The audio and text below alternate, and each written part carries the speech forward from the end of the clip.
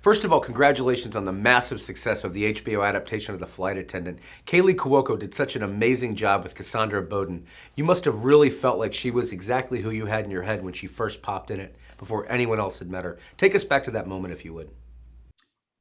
It's not so much that the characters pop into my head, it's the premise. So the flight attendant began this way. I had just flown from Yerevan, Armenia to JFK, Wow. landed about 5:30. I was meeting a friend in New York City for dinner at 6:30.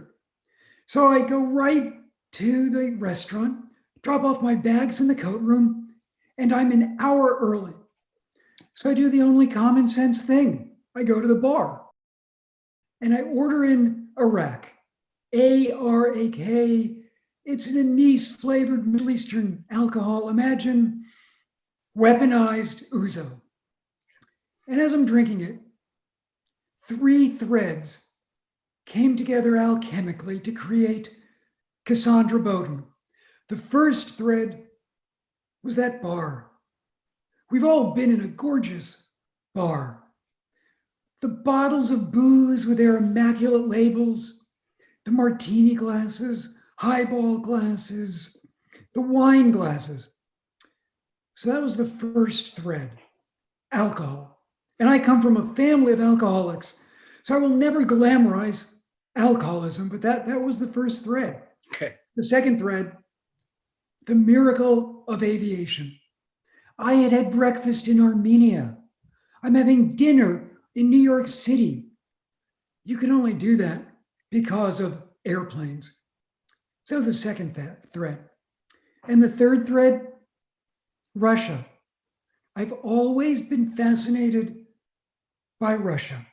I mean, this is the country that gave us Dostoevsky, Tchaikovsky, the Bolshoi Ballet, and without fail, whoever's in the Kremlin is an actual James Bond villain. Now, in the Mesozoic era of my childhood, I had an aunt who was a stewardess. That's what we called them in the 1960s. And she flew internationally. And we always used to laugh that she was a spy because she'd disappear for days at a time, off radar. And so I asked the bartender for a bunch of paper napkins. And I wrote the first 3 pages of The Flight Attendant at that bar, waiting for my dinner companion. And I knew who that flight attendant was, an alcoholic hot mess with real demons. There's a reason she makes the mistakes she makes. And I was off and running. A bar napkin of all places. That's fantastic. As you got to know Cassandra more personally on paper and more intimately and vividly as she came to life for you, take us inside that process as it was happening. I knew Cassie right away.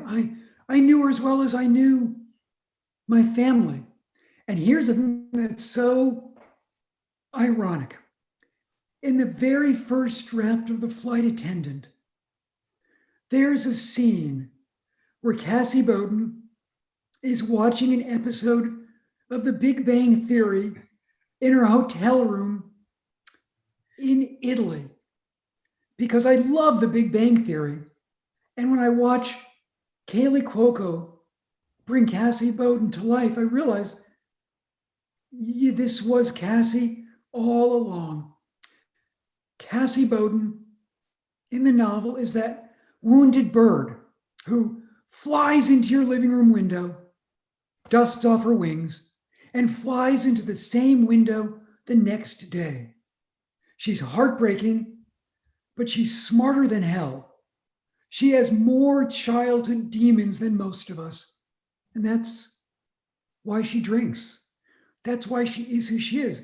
And Kaylee Cuoco was the perfect human being to bring her to life because she so magnificently channels Cassie Bowden's heartbreak and hilarity. She just nails it. So yeah, I always sort of heard that voice in my head. I never In my wildest dreams, it never crossed my mind that Kaylee would read the novel and say, holy cow, this is what I want to do next. But it was a monumental gift, and it really was perfect karma. Waking up in the AM next to a dead body would be a nightmare for anybody in any scenario, I imagine. How early in the story did that particular opening scene come to you? All the premise I had was this. This is the entire premise. Alcoholic hot mess of a flight attendant picks up a passenger in 3C, wakes up the next morning in his bed, rolls over with the mother of all hangovers, and she's a blackout drunk, and sees he's dead. So she does what seems to her to be the only sensible thing. Get the hell out of Dodge. Lie to her flight crew, lie to the FBI when she gets back to America, only to discover you cannot run from a body you leave behind in a bed. Now, if I had a template for the book, it was that great Alfred Hitchcock movie, North by Northwest. Cary Grant plays Roger Thornhill, an alcoholic who is spending the first hour of the movie wondering who is trying to kill him. And the second hour of the movie, once he knows it's the Russians, trying to clear his name. So when I was envisioning this book originally, I thought the 1960s. That's when it would be set.